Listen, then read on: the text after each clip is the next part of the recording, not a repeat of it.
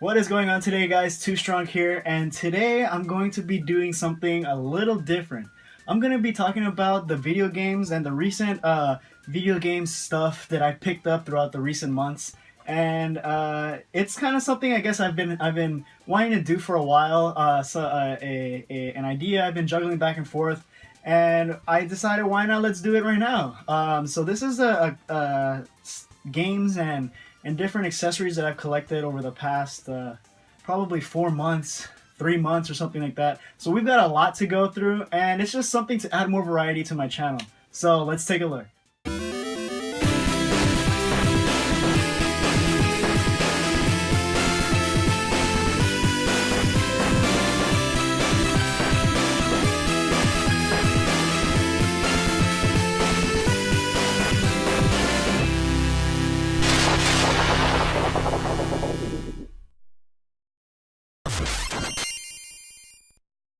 Alright, so first I guess I'll start with handhelds. So I recently went down to this GameStop, this game store. Sorry, GameStop. This game store down in somewhere over near in Sun Valley, California, and they have this awesome selection of retro games all the way up through current gen stuff.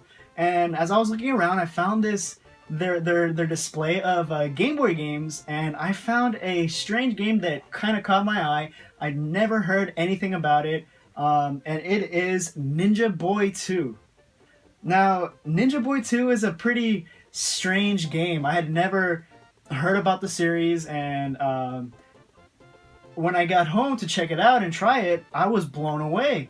This is a Ninja Boy 2, so it is the second in the series, and it plays a lot like a mixture of Double Dragon and a River City Ransom with a beat 'em up aspect, and then it also plays kind of like Dragon Warrior with you travel from town to town, kind of solve quests, and there's also random encounters in the overworld in the map, and you also get different items and different special attacks as your character levels up.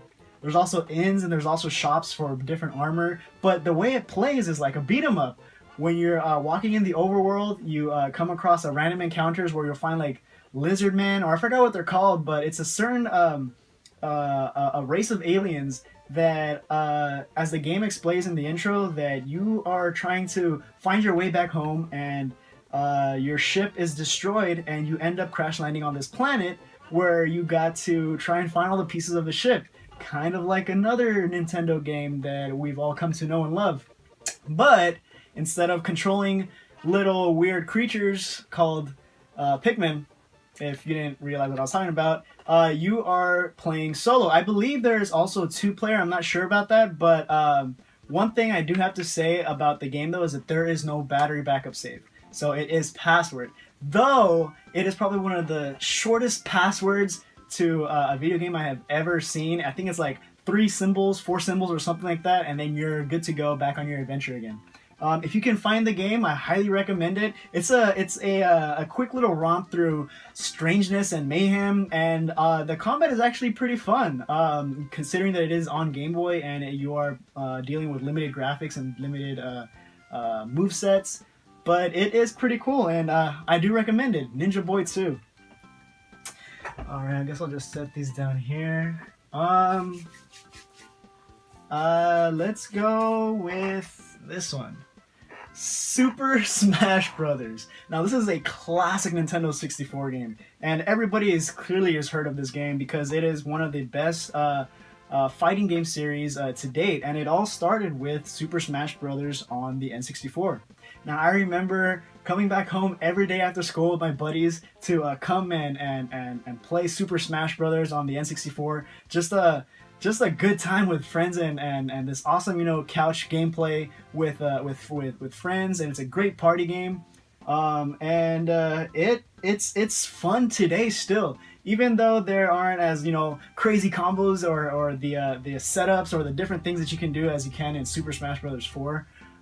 It still holds a very it still holds a very nostalgic place in my heart. And I guess I can remember when I first moved out here, I still had my N64 and Smash Brothers, and I remember my uncle coming over, and I remember vividly him choosing Captain Falcon, and he wrecked with him. He had never played a video game before, a fighting game, mind you. And actually, no, I take that back. His favorite game was probably Tekken. And anyways, he picked Captain Falcon, and he would wreck with him. Granted, he is older, so obviously he was able to have a better hand-eye coordination. But still, this will always hold a special place in my heart. The way I got this is actually pretty cool. I was looking for a label upgrade for my copy of Super Mario RPG on the Super Nintendo. So I go looking around, and I found this really nice, pristine, almost label for Super Mario RPG on it on the cartridge. And so I buy it, and I come home, and it turns out the label on mine is fantastic. It's fine. There's nothing wrong with it. I had it confused with another game in my collection that I'm still looking for a label upgrade. But anyways, a buddy of mine had an extra copy of Super Smash Brothers for the N64, and so I tell him, hey, you know, I have this extra copy of Super Mario RPG. It's got a really nice label on it. Would you be interested in trading? And obviously, I end up with the game, and he got a really great RPG. So yeah, thanks, man. This is a great trade. All right, let's see. Let's keep with the theme of Nintendo, I guess. So recently, I kind of fell out of interest with the Apple Watch. I bought an Apple Watch a few months ago, and kind of lost interest in it. It was cool at first, but it really wasn't something that I could, that I really needed. It was more of a novelty and something pretty cool accessory to have at the time. But I just told my friend. So with the release of the Switch, I got the gray Joy-Con bundle with the system with the gray Joy-Cons. And I loved it regardless, but I kept giving him crap about the fact that, oh, you're getting the neon colors, and that's like a baby's toy, and it looks so childish. You want the black one. That's the one, the gray Joy-Cons. That's the one that looks really cool. And he brings his system to work one day, and he brings it consecutively for the next few weeks after the release of the Switch, and I fall in love with the colors. They just look so good. And so I tell him, hey man, how about we do a trade? You can have my Apple Watch for your Joy-Cons. And so he gave me the right red and the left blue Joy-Cons for the Switch. Now, you might think, oh, that's such a bad trade for me, but honestly, in order to get this color combination, the red right and the blue left, you have to completely buy a new Switch.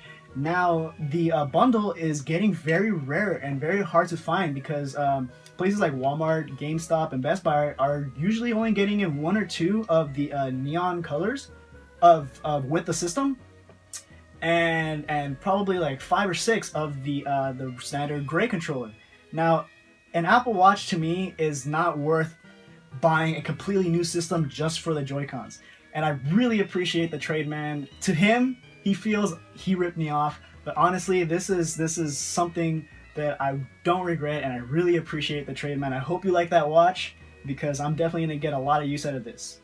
Now, the difference between the Joy-Con, the neon Joy-Cons you can buy separately, is that the colors are reversed. So the right or the left Joy-Con will be red, and the right Joy-Con will be blue. So that's how you see all this awesome monocolor Joy-Con sets where you have like 2 blues or 2 reds. And yeah, and on top of that, he also threw in this really awesome Zelda heart patch. I don't know what I'm going to put it on yet. I might put it in my backpack, but that thing's getting pretty old, and I might have to upgrade soon. But it's pretty cool. It's even got this Nintendo copyright 2017 on it. I have no idea how he got it, but this is awesome. Thanks, man. Put those there. Let's see. What can I go into? Let's do this. I've been dying to kind of show this. Actually, I'll do these first. So, I got more NES games, and if you're following me on Instagram, you'll know that I have an absolute love for Kirby, and I picked up Kirby's Adventure for the NES. Easily one of my favorite games of all time. I've just like Shovel Knight. I've bought this game like dozens of times on dozens of different consoles. PS Vita, PS4, the Nintendo 3DS, and now Kirby's Adventure. I've had it on the 3DS, I've had it on the Wii U and on the Wii Virtual Console, and now I have it a physical copy on the NES. This is probably one of my favorite platformers because when I first moved out here, the first game that I really got into, first moving over here, was Kirby's Nightmare in Dreamland. And that is an awesome game. It's a great game for the Game Boy Advance to have, and it is a remake of Kirby's Adventure. The music is really good and easily one of the best soundtracks of all time. I'll constantly catch myself just like singing or humming some of the tunes. And yeah, the platforming is really good, and I guess I can recommend this for if you're just getting into platformers, getting into, you know, Mario style like side scrollers and different adventure games. I highly recommend starting off with Kirby's Adventure because it's a kind of beginner's platformer game. Kirby has the ability to fly, he has the ability to suck up enemies and change shapes and gain their abilities, which from Kirby's Adventure, you know, kept on with the series after that. And then, yeah, I recently 100%ed it again for the 1000th time. I'll probably show up on screen right here that on the cartridge I have 3 100% of Kirby Adventure files. So yeah, after that there is a extra adventure or something like that where I think it's a if it's not a Gauntlet of the Bosses, it's a harder mode. I believe you only start off with like 3 hit points instead of 5, or the 5 or whatever it is. But yeah, that's definitely something I'm going to be jumping into, and this is easily one of my favorite games. Definitely a must-have in any NES collection. All right, and then the game that kind of started me, well, not me in general, but the industry into adventures, and you know, just dropping somebody in there, The Legend of Zelda. Now, this is gold. You know, literally, it's a gold cartridge. But no, the game itself is a treasure because it is a timeless classic. And as I started playing it, I started playing it, and I'm like, oh my god, this is just like Breath of the Wild. I mean, it just drops you in. You let the cinematic play, which is you just throw the cartridge in the system, and it loads up the start screen, and then it scrolls up, and then it starts giving you a backstory about Ganon and about the Triforce. And you press start, you create your file name, and then you start off, and it's like, well, what do I do now? And it's a classic example of great game design where, you know, the developers of Zelda, they're like, well, we're making games for gamers. So clearly they know how to play. They understand that the D-pad is how you move. They understand that the A and the B buttons are how you interact with the world around you. So start pressing buttons, and you know, you figure out how to play on your own. There's no instructions, there's no tutorials. But yeah, I mean, honestly, you just set the game in and you start playing, and it's like, just like in Breath of the Wild, where, you know, I recently passed it, and it's like, oh my gosh, it doesn't tell you how to play, it doesn't tell you what you're supposed to do, it just pretty much gives you a hint or an idea, and it's like, well, here you go, you know, just play it. These are all the tools that you need, and you pretty much figure it out on yourself. And just like in Legend of Zelda, they start you off with the sword, your only form of attack, and then as you progress through the different dungeons and the different areas, you get new weapons, new equipment, different. You get to upgrade the Master Sword, and you know, you upgrade your health, and it's just a classic formula that will be timeless in the history and the annals of video games as we know it. All right, okay, so I recently went down to the game store that I was telling you guys about, that it's just this awesome selection of retro games, and they had the NES, what model is this? This is the NES 101 model, that's what it's called, or the top loader. What's so cool about this system is that it's a reliable form to play physical cartridges of the NES. The toaster, or the original model, the NES 100, I believe is what it's called. That model had a problem where the 72 pin connector, because you insert the cartridge, you press down, pressing down would cause the pins to bend out of place. So it would cause that blinking light error, or the malfunction where the system would not be able to read the games.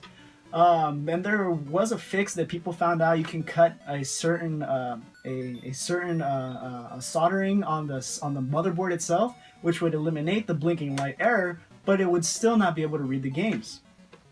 Now the NES top loader, the 101 model, that came out towards the end of the life cycle of the NES. This actually came out while the Super Nintendo was already been released, and the reason why they changed the design was because they knew that people were still into the NES. They understood that people didn't really want to make the jump into buying a new system quite yet.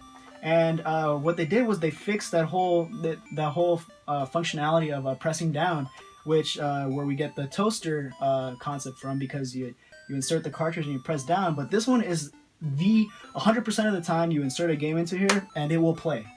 The only downside is that it is RF. It's not a component, which unless you don't have a CRTV, there's no way you'll be able to play this unless you buy like some kind of adapter or anything. But that's more money you have to spend, and that's a solution to a problem that shouldn't have existed. But and a lot of people also do complain about the fact that because it's RF, the both sound and video are coming out through the same wire. You have these lines going up and down on the image, and so probably because of the interference with the sound coming through the same wire. But either way, this is a more sought after version of the NES because of its reliability.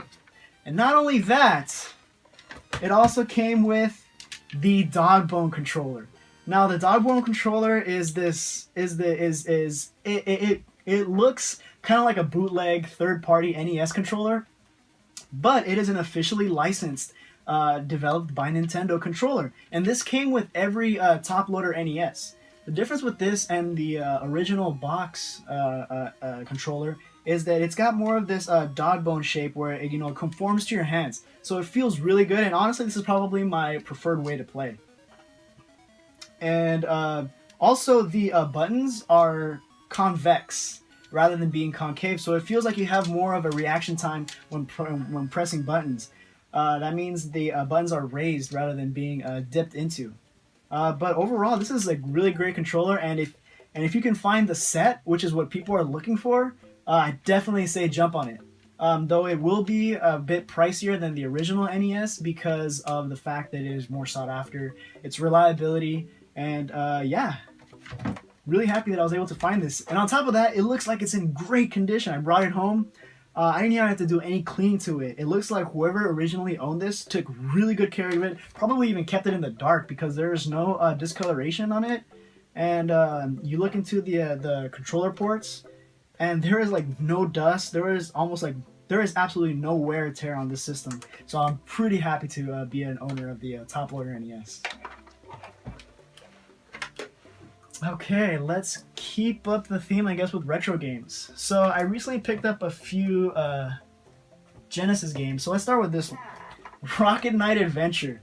Now, I had heard so much about this game, and it is one of those games where it is definitely a hidden gem. It's a platformer where you go through the stages, kind of attacking enemies with your sword, and then you can charge up your sword, which allows I think his name is Sparkster or something like that. It's the he's a what is he, a raccoon, or he's an opossum. So Sparkster, I believe, is an opossum, and so you charge up your weapon and it starts boosting his jetpack, and he's starts flying all over the place as soon as you let the weapon go, and that's also another form of an attack.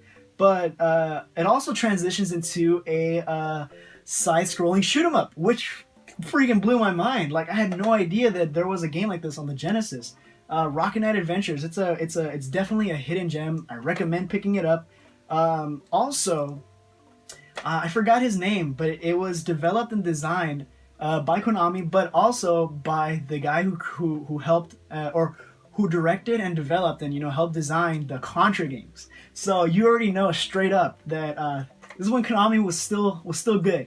Well, this is when before Konami was into their pachinko machines, and before they they got rid of Hideo Kojima. This is when Konami was in their heyday, and this is easily a recommend, and you definitely have to own this if you have a Genesis. Rocket Knight Adventures. It's really good, and the graphics were surprisingly advanced for its time because the beautiful sprite work and the different animations that Sparkster can do. His name is Sparkster, yeah.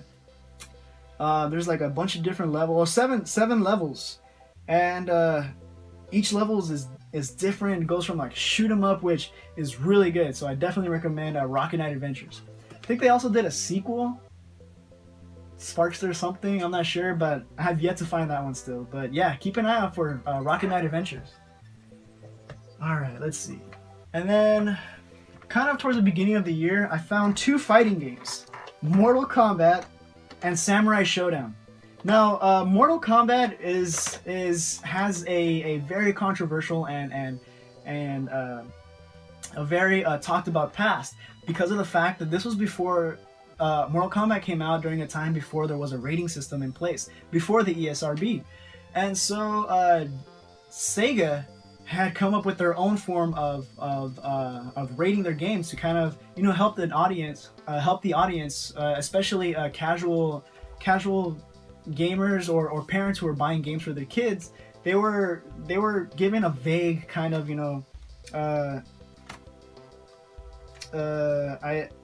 an idea of what you would find in the game, but still it was awesome back in the day because I guess people, I didn't really grow up with Mortal Kombat, but I guess people were into the fact that, oh my gosh, it's bloody, it's very controversial.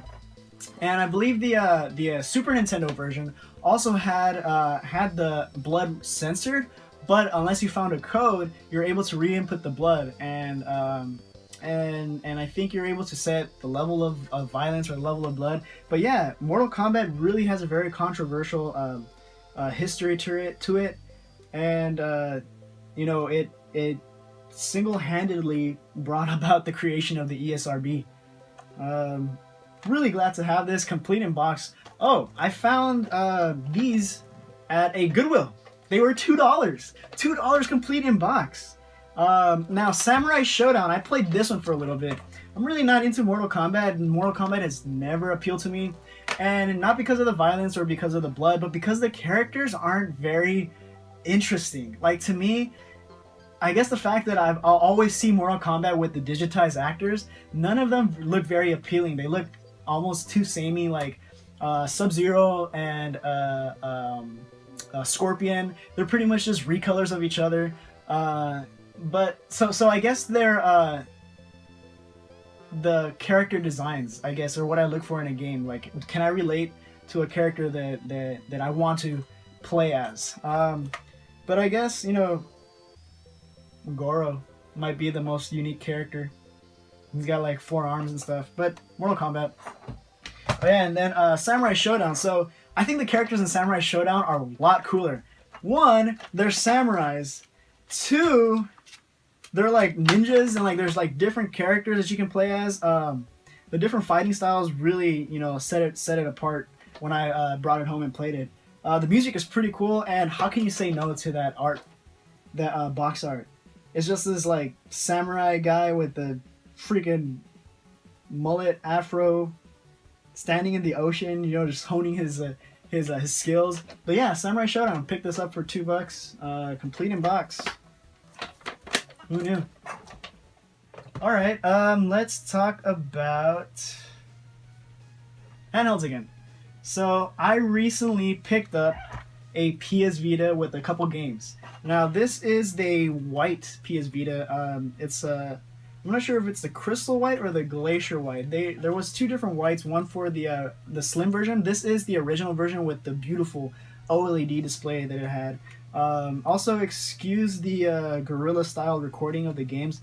I'm definitely gonna pick up a PlayStation TV as soon as I can find one. I think they're like $30. You can play PS Vita games on your big screen, and I'll be able to record gameplay for the PS Vita. But until then, I'll have to make do with just recording straight off the screen. But the PS Vita, now check this out.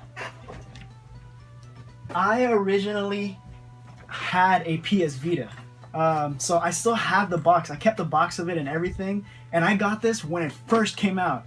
$600, $500 or something like that for this system. I was an idiot to do that, and long story short, I nearly almost got kicked out of my house for buying this. Anyways, that's a story for another time. I sold it like an idiot, not realizing that the system will become collectible today. So I'm so glad to be able to find this. What's really cool about it is it's got two joysticks. So at the time, the 3DS was like the big handheld to have, and it still is. It still is one of the best handhelds to own currently, and I don't think anything can really surpass the fun factor of the 3DS. But if you're into RPGs and you really don't have a lot of time to just sit at home and play them on a home console, the PS Vita is the way to go. I cannot sing its praises enough. What's really cool with the system is it's got a touchpad on the back. So there's a lot of games like Tearaway and what else? There was I think some like music games that you can like tap the back and you kind of bring your fingers into the world of the video game, which is such a cool idea. Sony really isn't supporting the system anymore, and so it falls on the backs of third-party developers and publishers to keep the system alive. And it is currently becoming very collectible to or a system to become more sought after in the future because of the quality of games that they're putting out. And even though Sony's not really supporting it anymore, so I kept the box. Inside the box, I kept everything. There's the AR cards. There was a bunch of manuals, so I can say I have a complete in-box PS Vita. I wish I never sold it a long time ago, but I'm glad that I have the white one now. What's interesting with the first model of the Vita was that there's an extra port on the top that was never used or supported by Sony. And another thing is the system uses proprietary memory cards, which suck. Memory cards, even today, still for let's say an 8 gigabyte one, are $30. I'm not sure what size I got. I bought a 6432 or something. The 64 gigabytes was like $100 and something. Still, and I think with the later version, the slim version, they changed the fact that you could use mini SD cards for it. But Sony had the monopoly on the SD card or the memory cards for the PS Vita because they use proprietary Vita cards, and they're still expensive. Another thing is the charging cable is also proprietary. I think they switched it to mini USB for the slim version, but I would not trade this one away for a slim version. Even though it's smaller, this one feels heftier. It's got more weight to it. It feels substantial, and the screen is gorgeous. It's a beautiful OLED display that they swapped over to LCD for the slim version.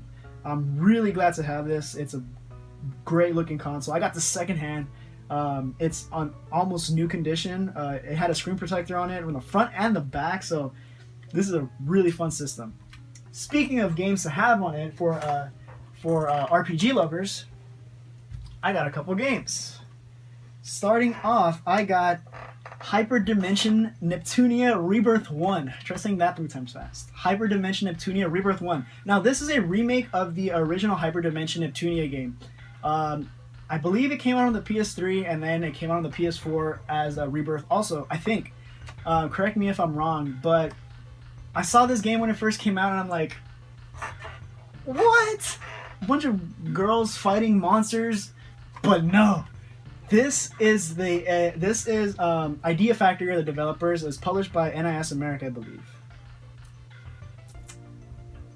Something like that.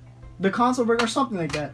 But it is their take on the console wars. So you play as Neptune, or she is the goddess Purple Heart, and in the beginning of the game, there's the war going on between White Heart, which is the Wii, Green Heart, which I believe is the Xbox, Black Heart, which is the Sega Saturn, or the Sega Saturn, I think, and then there is Blue Heart, which is the what are the big consoles right now? Xbox, Wii, and Play. Oh, Black Heart is PlayStation, White Heart is Wii, Green Heart is Xbox, and then Black Heart Purple Heart is the Sega Saturn.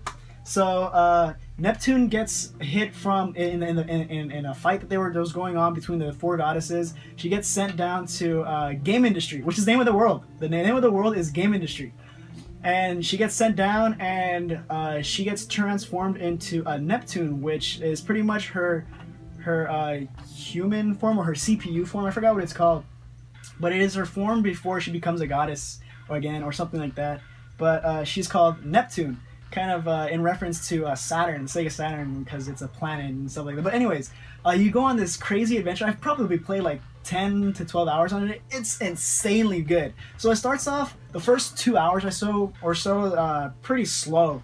But once you start understanding the combat and you get the ideas, it's mind-blowing. The game is really good. Also, I have not played it on the English voice actors because I'm pretty sure they do a butchering of it. But the Japanese voice acting is really good. So as soon as you can, and if you pick up the game, change the voice acting to Japanese.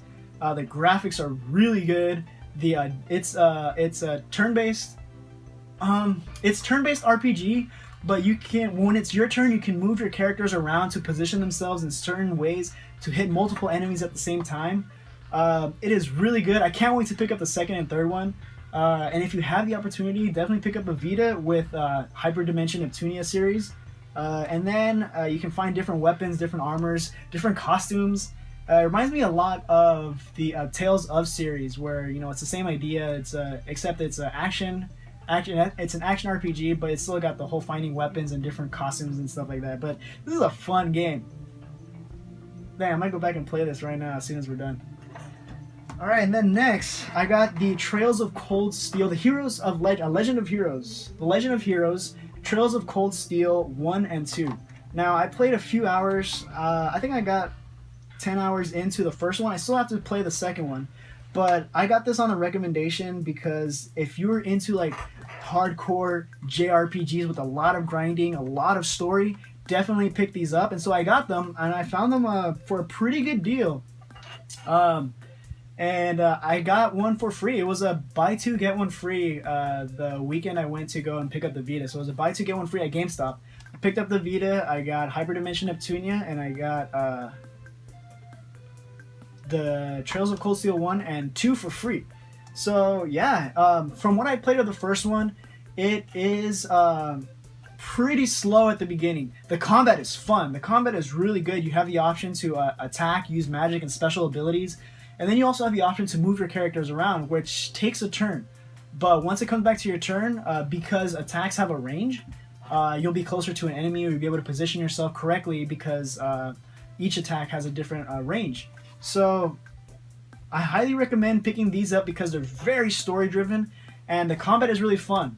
So far though, the only downside that I can say about the first game is the fact that the beginning puts you inside of a high school, which reminds me so much of the Persona series. And as much as I love the Persona series, the whole, Persona links or whatever, in this game they're called like bonding time or something. You get bonding points. You get to spend your points with whatever characters are on your team. I think there's like 8 different characters that you can have on a team. But the bonding points really kind of, it just drug it on for me because I just wanted to get into a dungeon. I just wanted to play. I just wanted to find new abilities, new weapons for my characters. And but I do have to say that if you like menus, if you like scouring through different menus, looking at stats, and if you're a numbers person, then these games for the PS Vita, I highly recommend. These are really good, and yeah, if you can just get over the beginning part of Trails of Cold Steel 1, the whole it's pretty slow because you gotta go run around doing like busy work, but once you get into the fighting, it's really good. So yeah, pick these up. All right, let's go with Nintendo Switch. So I picked up pretty much the main games that everybody you kind of should have. Mario Kart 8. What can you say about Mario Kart 8? It's an amazing kart racer. They've upgraded the frame rate, I believe, and it now plays in 1080p or something. Whatever they added to it, they added Boo, they added new weapons, and then they added the Inkling kids, the Inkling boys, and all the DLC from the Wii U version. They added it in here, And yeah, I mean, if you played the Wii U version, you know what you're getting into. But the thing that sets this apart from the Wii U version is the battle mode. The battle mode is so good. Like, I can't even begin to describe it. Whatever battle mode that they had originally implemented, you know, in the original games, they've expounded upon it. And yeah, it's another version of Mario Kart 8, but more of a good thing is not a bad thing. There's a Renegade Roundup, which probably is one of my favorite. It's a team versus team where each team, I think, has a piranha plant attached to the front, and the piranha plant grabs the opposing renegades, and it's pretty much like cops and robbers. And then they get stuck into a cage, and anybody can release the cage at any time. But the goal is for the cops to capture all the renegades. And then there's also Bomb Rally. I forgot what it was called, Bomb Rally or something like that, where the only item in the entire stage is bombs. And so you're just throwing bombs constantly back and forth, which honestly is so fun. Playing together with friends is really good. But the one downside I have to say is that when you get into 3 or more players, the Switch drops the frame rate to 30 frames per second, which playing solo, you know, I love the 60 frames per second. The lighting and everything looks so good, but the fact that, you know, it brings down the frame rate is just so jarring to me. But yeah, Mario Kart 8 Deluxe, so good. And then the next game I picked up is Disgaea 5 Complete. Now the reason why I picked this up was because billions and billions of damage. Like, it's freaking insane. Like, you see your characters pull off these crazy combos, and then you realize, like, dang, like, my guys are super strong. And on top of that, there's guys that are stronger than that, so, you know, it pushes you, you know, to get weapons and, you know, train your troops. There's gonna be a lot of grinding in it, but I really like it. I honestly love this game. This is the second time I'm buying it. One on the Switch and then one on the PS4. I got it on the PS4 also. It's it came with an art book and a soundtrack or something like that.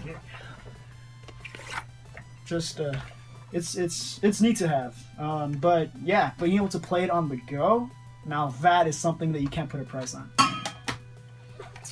Okay, and then I picked up ARMS. I don't know what to say about it. I played a few minutes of it, and then I just gave it to my little brother so he can play it for himself.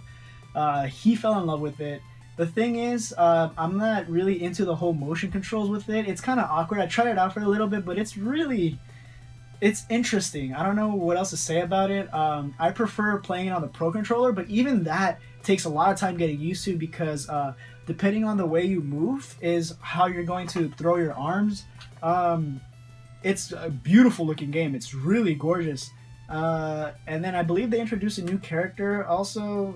I forgot what his name is, but yeah, Twin Tail for life. Now, a game that I was super excited to find out that they were releasing was Cave Story on the Switch. Cave Story Plus to be more exact. And now this is the GameStop version.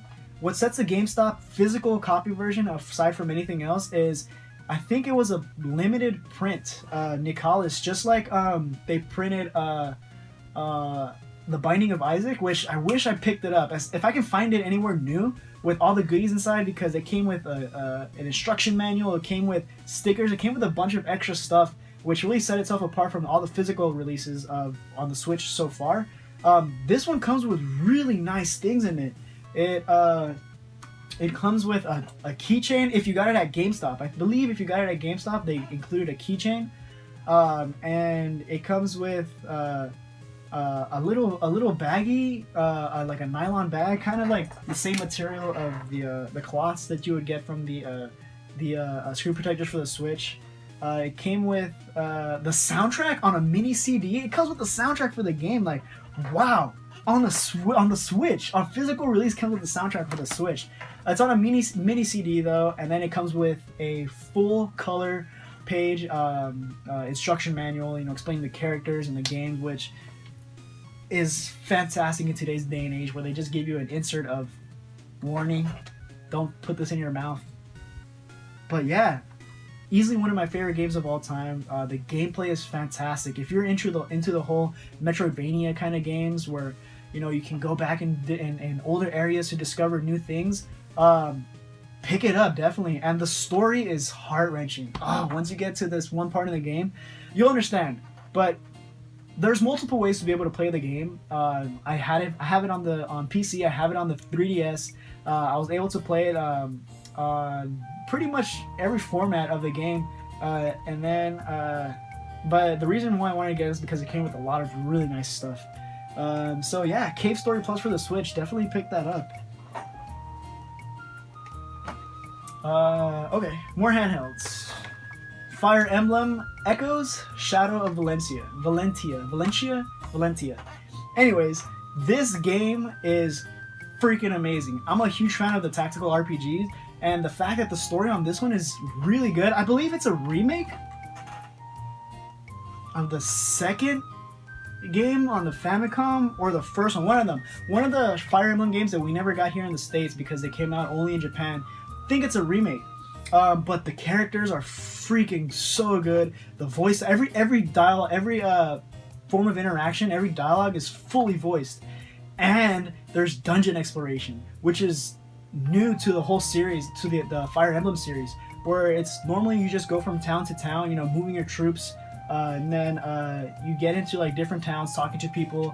So there really isn't a lot of player interaction or input, rather than just setting commands. Shadows of Valentia, it has you actually going into dungeons, physically swinging your sword into an enemy and initiating a tactical RPG. Now I know that might sound cumbersome, but the battles are really short, and it's a perfect way to help grind your characters. I put in like 40 hours in this game. I can't recommend it enough. It's so good, and I played this as soon as I beat Awakening again for like the third time. Fire Emblem Awakening is really good, and then jumping into this right after Awakening, it just had me pumped up for it. And I'll have another Fire Emblem game to show off in a little bit right now, but let's finish the 3DS. RPG Maker Fez. Now, when I saw the announcement for this, I blew my mind. I had no idea that this was like a dream come true. I wanted an RPG Maker game on the go. You guys have seen my video on RPG Maker 3. If you haven't, I'll just put a link in the description, or maybe even a card up in the corner. But check it out. RPG Maker 3 has been a game that I've loved for ages. And now the fact that I get to play this on the go, it's just even better. And because it's more accessible for people to play your games, you can upload it to the cloud or to the internet or whatever. There's an app that if you don't have the game, you're still able to play people's creations, people's RPGs that they've created. You're still able to play their games even though you're not able to create your own. There's a free app to download on the eShop that you guys should check out. I'm currently working on a game right now. It's nothing special. Once I'm done with it, I'll put in an announcement. I say, hey, I finished my RPG Maker game. Check it out if you have a 3DS. But until then, I'll just kind of slowly put this on the side. The thing with this though is, just like all the RPG Maker games for console, it's pretty limited with what you can do. There is a DLC option. It's published by NIS, Nipponichi Software, the same people who do Disgaea. It's published by them, so I can only imagine that there's going to be Disgaea characters. There's going to be a bunch of NIS characters that you'll be able to put into your game and use their sprites, which would be really cool. Make a Disgaea game, like a traditional turn-based RPG for myself would be really cool. But yeah, also another reason I got this game is because I feel not a lot of people really cared, so it might be kind of rare because its sales aren't very high right now, and that's another big reason I picked it up, was because it might be kind of collectible in the future. Who knows? And if not, well, I have an awesome RPG Maker game. So yeah, let's see, what else do we have? I guess let's continue with. Let's go into the Wii, I guess. So I got a bunch of games for the Wii. Let's start off with Super Mario All-Stars. Now this is the 25th anniversary edition. I know that a bunch of people went crazy when this first came out because, it's going to be super rare, super collectible. It's like $20. Complete, everything inside. It's like $20. It's not a big deal. I mean, if you can find it, it's not that expensive. But it's really fun to have. It comes with the soundtrack, which has sound effects and musics throughout all of Mario's histories up to this point. And it comes with a booklet also, a you know, kind of like the same booklet that came with the Super Mario Maker pack. You know, just a bunch of pictures of the history of Mario, and you know, it has the 4 games that where they came. It has the 3 games: Super Mario, Super Mario Brothers, Super Mario Brothers 2, and Super Mario Brothers 3. All 3 games that came out here in the States, and it comes with the Lost Levels, all redone in beautiful, you know, HD graphics. Well, was it HD? No, not really. I guess it was more component, but the Wii wasn't HD, I guess. But either way, really fun to have. If you grew up playing the Mario games, I highly recommend this. And it doesn't have to be this version. I mean, it's cool to have because it comes with a bunch of cool stuff, which I love to get the collector's edition of a lot of, or limited editions of a lot of games. But yeah, I highly recommend finding it if you can. There's thousands and thousands of ways you can play the original games. There's the original physical games. There's games like Super Mario All Stars. And then there's also the virtual console, which has the games separately for like $2-3. Which you definitely, if you haven't played any of the Mario games, well, what are you doing here? I mean, go play them already. They're fantastic, and they still hold up today, especially with the really updated, nice graphics that they put in this. But yeah, until Nintendo decides to get off their butts and start working on the virtual console for the Switch, I'll be playing this. Okay. I guess. Alright, speaking of Fire Emblem Radiant Dawn. Now, I saw this and I freaking lost my mind. I was like, oh my god, that's one of the most expensive Wii games. And I had the opportunity to pick it up. This disc was in an awesome condition. It came with all the inserts and the manual and everything. I had to have it right away. $10. It was at a yard sale. $10. This is like an $80 game, I think. Oh my, it's probably like one of the best finds I've found like in the past 2 months. Fire Emblem Radiant Dawn is probably one of the more controversial in this series because not a lot of people had faith, because it is a continuation of Path of Radiance for the GameCube. It is Ike's story, but because it's pretty long and drawn out, a lot of people felt that the character development and the gameplay weren't as good as they were on the GameCube version of Path of Radiance. I still like it. I'm really glad to have it in my collection. And until I'm able to find another a cheap copy of Path of Radiance, I'll be getting into this. I really love the story. Like, I fell in love with the characters. I really haven't passed it yet because there's just so many games I have to get into. I had just finished Awakening. I had just finished Shadows of Valentia, and then I found this, so I had to pick it up right away. And on top of that, there wasn't really anything else that I found interesting at the yard sale except this. I found it and I just had to get out of there. I didn't think they know what they had, but I picked it up and I was like, okay, let's go. See ya. Thanks. $10. If you can find this game, it's really good. I recommend it. Find it on the cheap if you can, but other than that, maybe just emulate it. But yeah, I got this. Okay, another really fun game, and I was on a big Kirby hype because I just 100%ed the NES version, Kirby's Adventure, for like the 1000th time, and then I also found Kirby's Return to Dreamland. So there was Kirby's Adventure, Kirby's Nightmare in Dreamland, and then Kirby's Return to Dreamland, which is so fun. You get up to 4 players to play on the same game, and it's such a good and hilarious 4-player action game. It's classic Kirby, but he has like new moves and new power-up abilities that you can use, like his Super Sword, Mega Sword, Buster Sword, whatever it's called. But it just completely destroys stages and it destroys enemies. I'm really glad to have this in my collection because I'm a huge Kirby fan. Yeah, if you guys can find this game, I highly recommend picking it up because Wii is getting kind of hard to collect for now.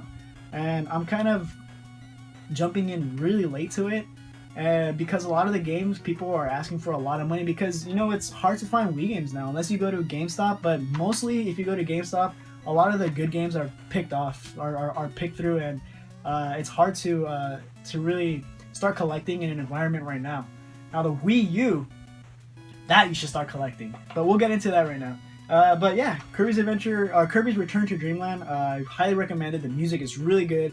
The platforming is amazing, and I could spend hours just playing any Kirby game. Yeah. Okay. Speaking of collecting for the Wii, Metroid Prime Trilogy. The Steelbook box, the collector's edition, or whatever it's called. Yeah, I found this. This is pretty hard to find. It's not very expensive. It'll probably run you about $30 to $40, but finding it in complete condition is really hard.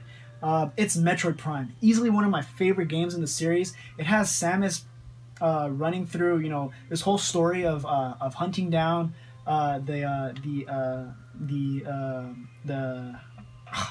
losing track of the space pirates, hunting them down, and the Metroid Prime trilogy took all three games that originally came out on the GameCube and put them on the Wii.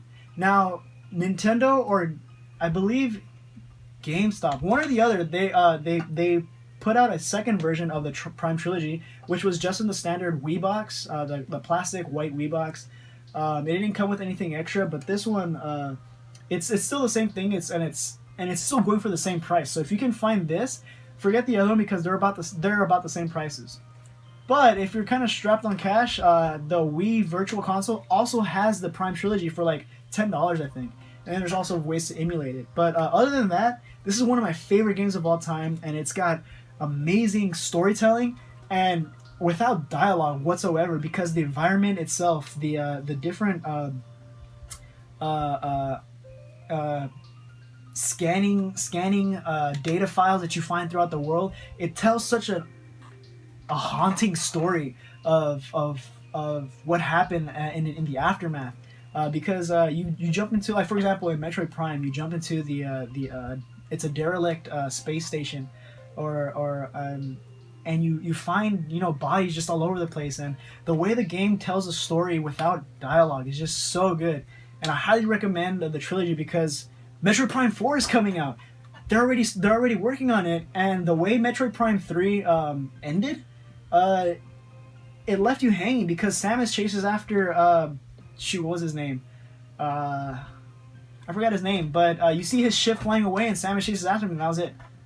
It's like, what about Metroid Prime 4? But they're doing it, and it's coming out on the Switch. I literally freaked out when I saw that announcement. But glad to have this in my collection. I found this, I think, a month ago or something like that. But yeah, pretty cool. Now, at the same time, I also found probably one of the more controversial Metroid games in the series, and that's Other M. Haven't played it. It was $2. $2. That just goes to show how much people despise this game. But it's a Metroid game, and if anything, I would love to collect, Metroid games. It plays, from what I've seen, it plays like a 2D side-scroller, like kind of like in the vein of the original Metroid games. And it is able to, transition from a side-scroller to a, first-person shooter like in Metroid Prime. This was, I think, the first time they gave Samus, like a dialogue and voice for her to speak. And they gave her a pretty dark backstory, but at the same time, it's the voice acting is really bad. But I don't know. I think if I have time, I would definitely sit down and play this and see it for myself, because there's two parties. Some people hate this game. Some people don't really know how they feel about it. Nobody likes it, but people are still kind of, on the fence, or they just hate it. So yeah, I guess I'll give this a shot. It shouldn't take me too long to play it. Yeah, we'll see how this goes. It's $2. Alright, a game that I've been looking for a while. Probably the game that made me want to start collecting for the Wii, because I found it for like $9. It's pretty cheap if you can find it, but it's hard to find. That's the thing. It's hard to find, but if you find it, it's cheap. Zack and Wiki. Quest for Barbarossa's Treasure. Now, this is a very, very unique game. I can't believe nobody really talks about this, and I really want to do a traditional 2-strong review on this. Zack and Wiki is a puzzle game, a point-and-click puzzle game for the Wii. Now, the way it plays is you point at the screen, and wherever you point, you click, and Zack is able to travel to that, and then he interacts with the environment. If there's something interesting that you find, you want him to interact with, just point and click on it. The downside is that this game came out before the invention of the beautiful form of entertainment called the Wii Motion Plus. So this does not utilize Wii Motion Plus whatsoever, and the controls are wonky and they're so clunky, and a lot of times like you'll slightly move the controller and the cursor friggin' flies off the screen. You gotta find it again, bring it back. But other than that, it's a fun and jolly adventure. It's like 30 hours. And the characters are really fun. The puzzles are amazing. And this is a game that you definitely want 100% because the puzzles make you feel like a genius. Like, it's really good, and it's really cheap too. So if you can find this, definitely pick it up right away. The only thing is that it's hard to find. But yeah, Zack and Wiki, really glad I finally was able to find this game because now I can do a review on it whenever I want to. So I guess look forward to that in the future. But this is what had me start seriously collecting for the Wii was Zack and Wiki, because it's so good. It's one of those hidden gems that you find and you're like, why are there no more games like this? But yeah, it's developed by Capcom. Pretty cool. Alright, now sticking with games in the vein of the Wii, I got a bunch of Wii U games. Because the Wii U is going out. They stopped supporting the Wii U games. They stopped supporting, Nintendo stopped supporting the Wii U because their awesome new console, the Switch, is out. Which, it's gaining momentum. So now is the right time to start collecting for the Wii U because games are going up, like, really insane. Like, they're going up in value. And on top of that, Nintendo games rarely go down in price. Like, especially if it's a first-party, like, Nintendo-developed game by, R&D Team 1, Team 2. Like, games like that, like, the value of those games will never go down. So if you can find the games, get them as soon as possible. Start collecting now. So to start this off, Xenoblade Chronicles X.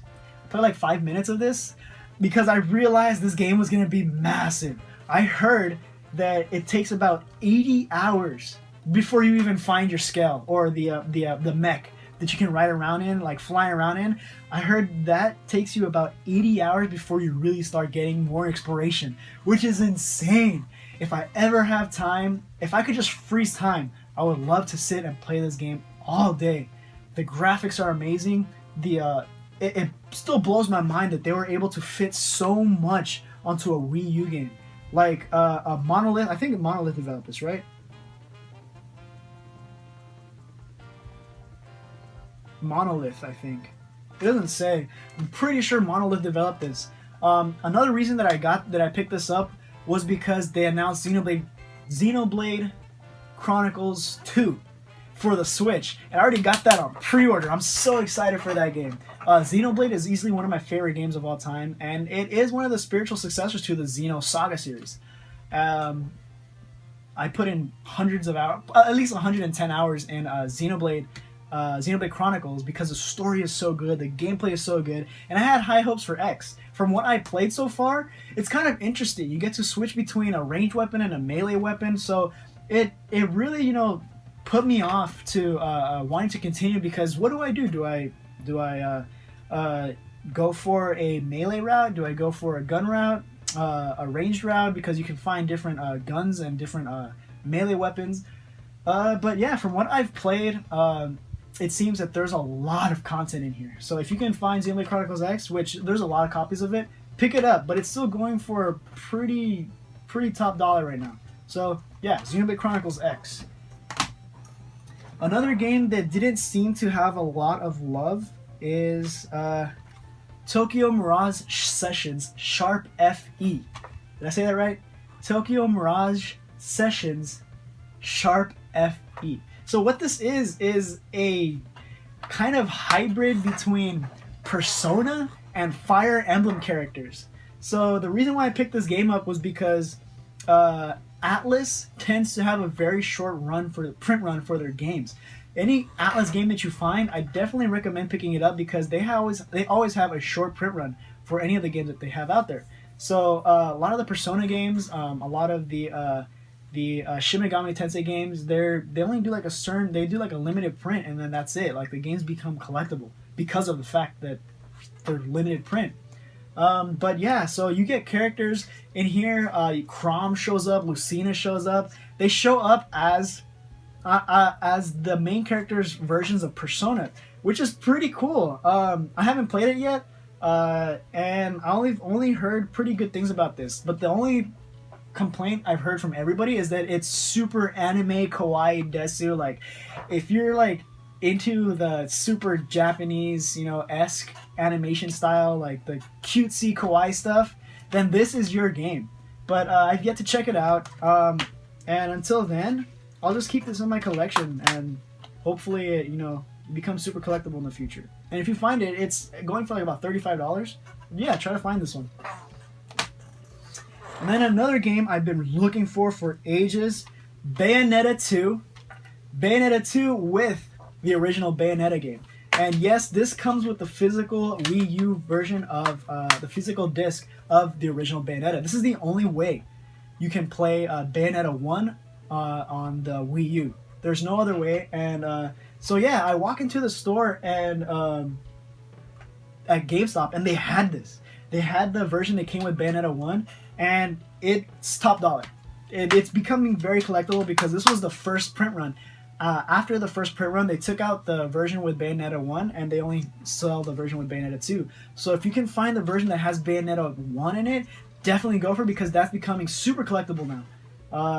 But yeah, it's Bayonetta. It's the freaking goddess herself, the witch hunter Bayonetta. She's one of my favorite characters, and she looks even way better in Bayonetta 2, if you know what I'm saying. So yeah, check this out. It's really good if you can find it. And then it also comes with a lot of the DLC costumes for Nintendo characters. So you can have Bayonetta like cosplay as Princess Peach or Samus. Yeah, it's really cool, and I had a lot of fun with this game. It's by Platinum Games, and Platinum Games always does like these fantastic hack and slash, action, very beat 'em up kind of games. And I think Platinum Games did Nier Automata. Correct me if I'm wrong, I think, but that's just a testament to how good that their games are. Platinum, they also did Other M. I think they did Metroid Other M. Was it? I'm not sure. Now I gotta look that up. But yeah, anyways, Bayonetta 2 for the Wii U with Bayonetta 1. Really excited to have this. Okay, so I might get a lot of flack for this, but hear me out. It was $10. Amiibo Festival. Animal Crossing Amiibo Festival. Brand new. The seal has not been broken yet. I have no reason to open this, and the value of this game, this set, will not go up. I can foresee the future. The value of this game will not go up because of its reviews. I have not played it. I don't want to play it. I've heard only things that break my heart, that this game is awful. So it was Nintendo's attempt, I guess, at bringing the Animal Crossing characters into like a Mario Party style, mini game. But here's the thing: you don't play the game. You just set your amiibo on the pad. You pass the Wii U gamepad. You pass the gamepad around, setting your amiibos, and it also supports the villager cards, the amiibo cards, and the characters move themselves. The games play themselves. I think that's from what I've seen. But yeah, it comes with the thing that I really liked about this, though. It looks good on the shelf. That's it. It looks good on the shelf. It comes with Digsby and what's her name? Isabel. And then it comes with 3 amiibo cards. So that's 5 people that you can play right out of the box. The thing was $10. Why not? Brand new, $10 at GameStop. Alright, set this here. And now another game that I got brand new that I haven't seen in a while, also at GameStop, was Star Fox Zero. Now, I have played Star Fox Zero.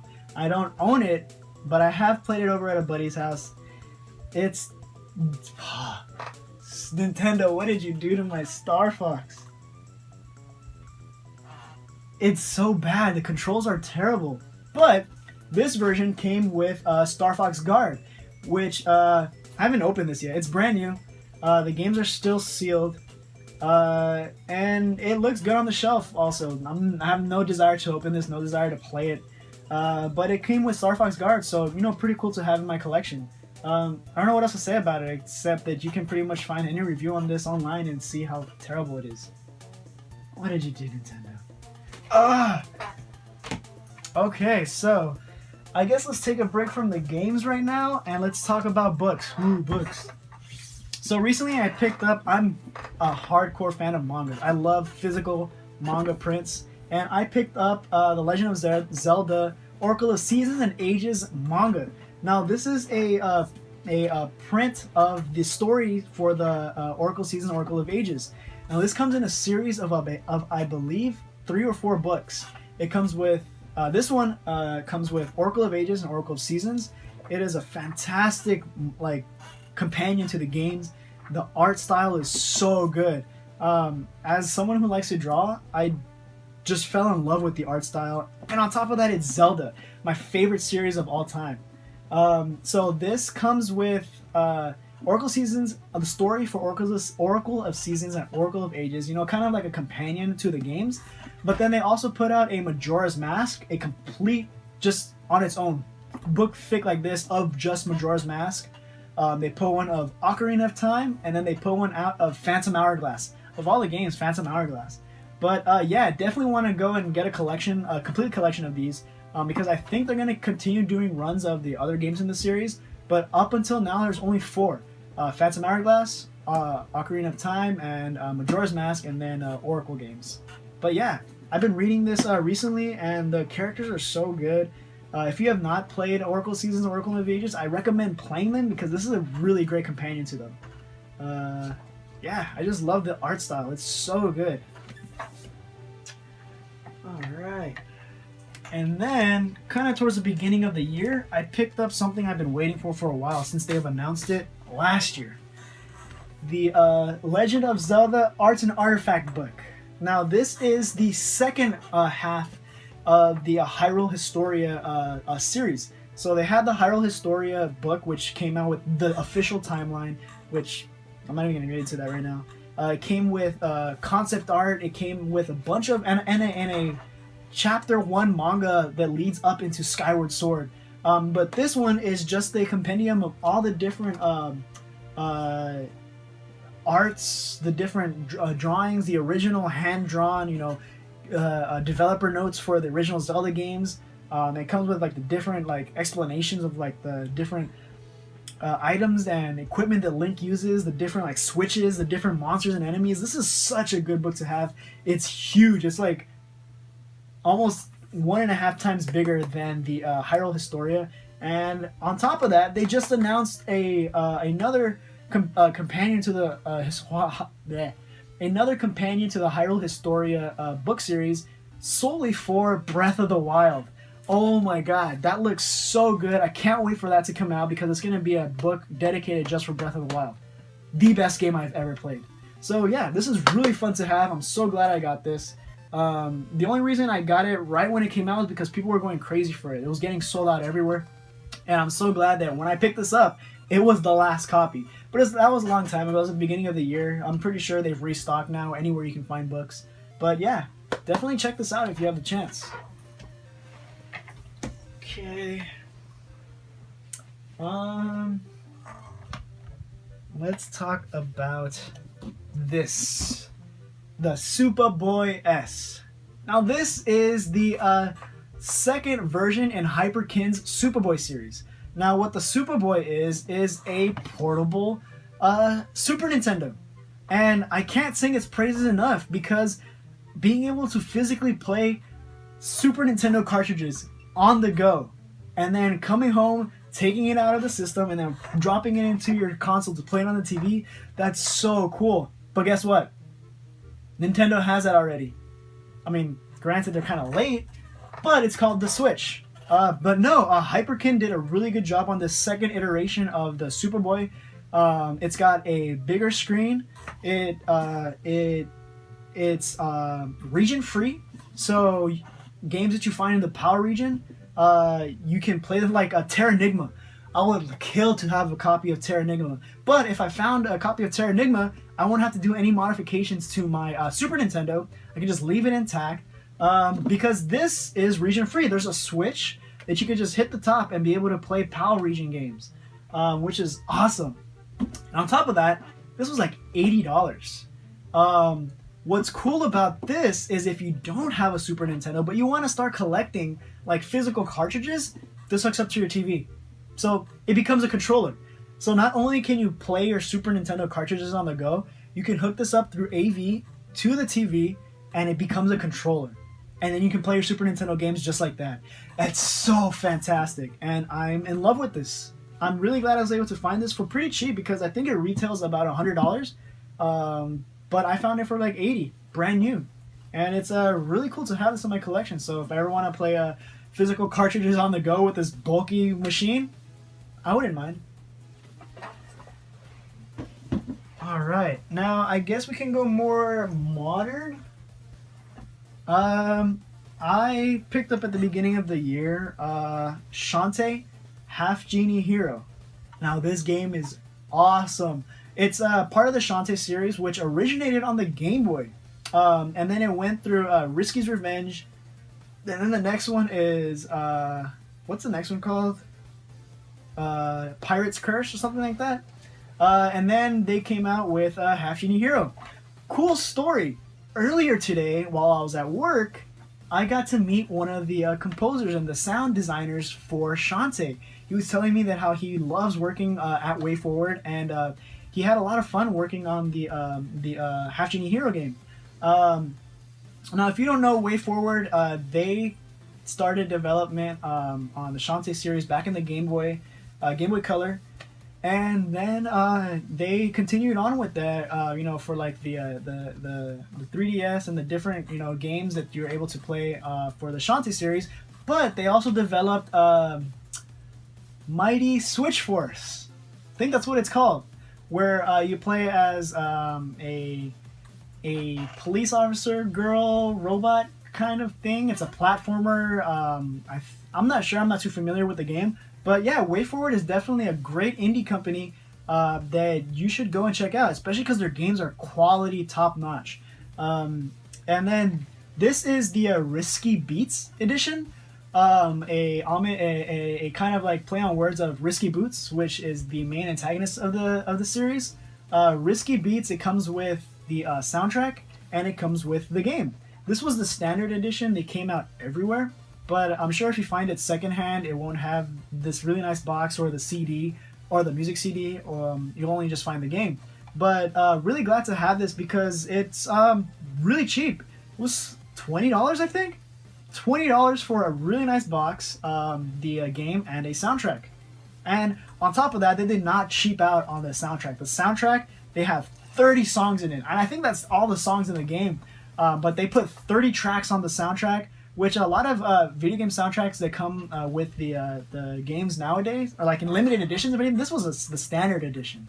There's like 15 tracks, 10 tracks or something like that, or maybe even a sampler of like 5 songs or something like that. But no, WayForward went all out with this version being the standard version, and they put 30 songs on the soundtrack that came with it. So if you can find this brand new or find the collection complete, go for it because it's super cheap right now.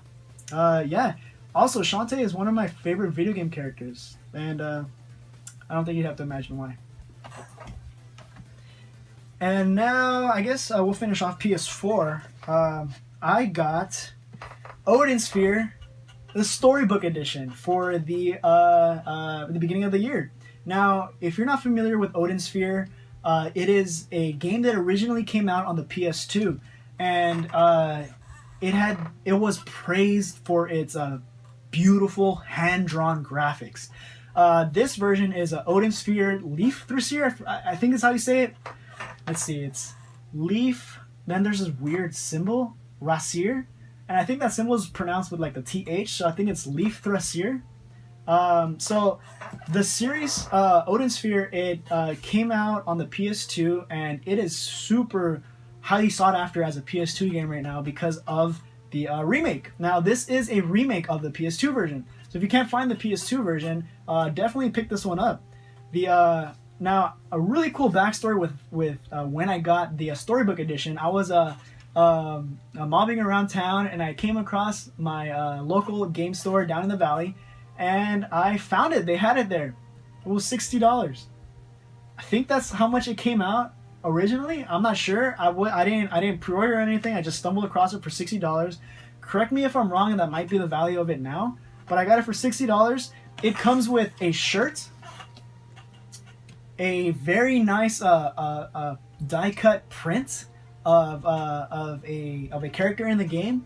It comes with a steel case for the game itself, and then it comes with an art book, a hardcover art book. Now this thing is pretty heavy, but here's the cool part. When I went to go pick up the game, the guy also gave me another copy of the art book, except this time it was a paperback, and I'm not sure if that came with the because the contents of the box doesn't say it comes with 2 art books. It only comes with 1.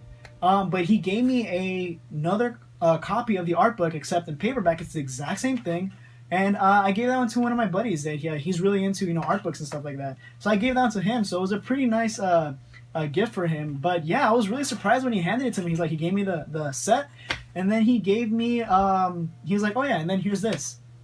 Cool, I'll keep that. All right, so yeah, I'll put that one down. I think that finishes off the games, but I also went down to Anime Expo this year, and I had a blast. But the thing that I think set this year's Anime Expo off for me, and I think will probably be one of my best trips to Anime Expo for the years to come, is I got to meet Charlotte Chung, the voice actress of D.Va. From Overwatch. And you guys know I love Overwatch. It's probably one of the reasons I haven't been uploading videos or doing much on my channel, was because this game took over my life. And I had no idea she was going to be there, or any of the voice actors were going to be there. I got to go to a panel, hear all the voice actors. I heard the voice actor for Torbjorn. I heard the voice actress for Symmetra,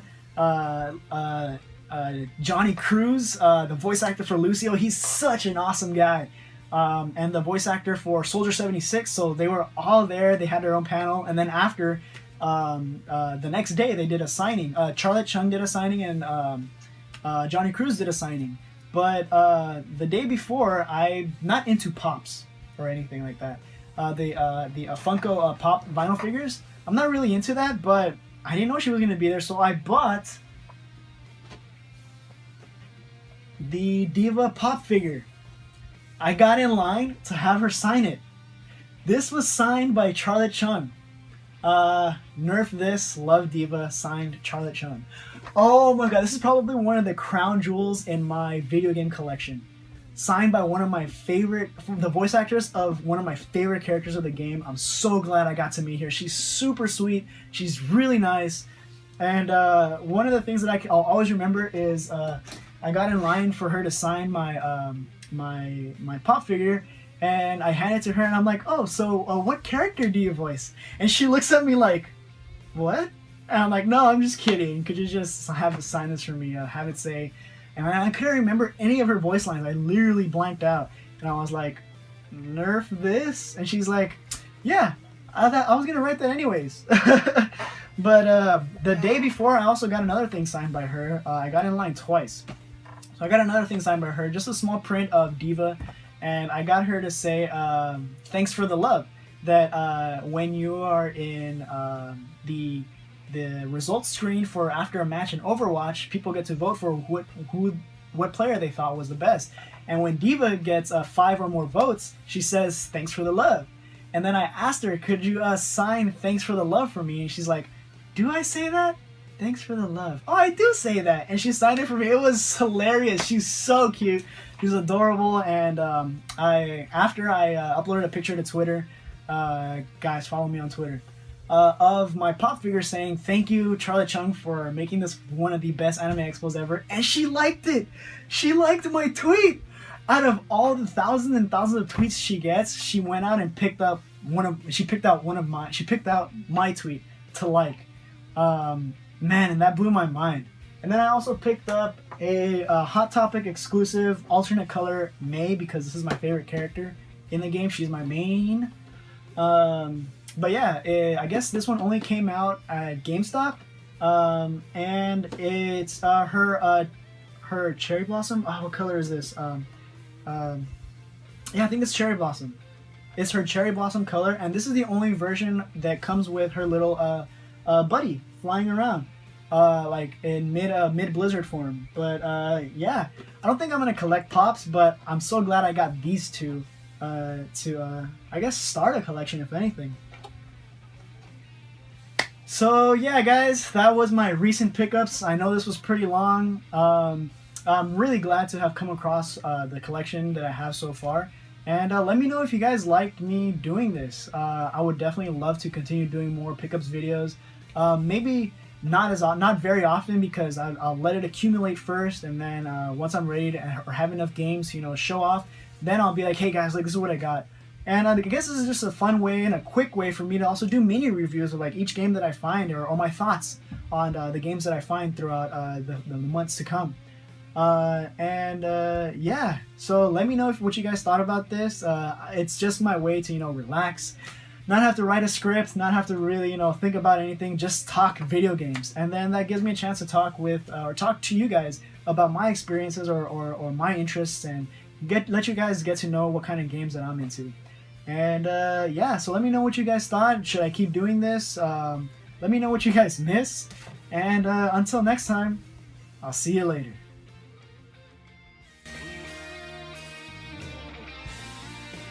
Hey guys, thanks so much for watching an hour of me just rambling about video games. Honestly, I had a ton of fun editing this one and recording gameplay of each game. A lot of times I caught myself just recording more footage than what I really needed, because I would get lost in playing the game. But anyway, let me know what you guys thought about this new format. It's a pretty simple way for me to just relax and not have to worry about writing a script, and a pretty easy way for me to just do a mini review of each game. And until next time, I'll see you later.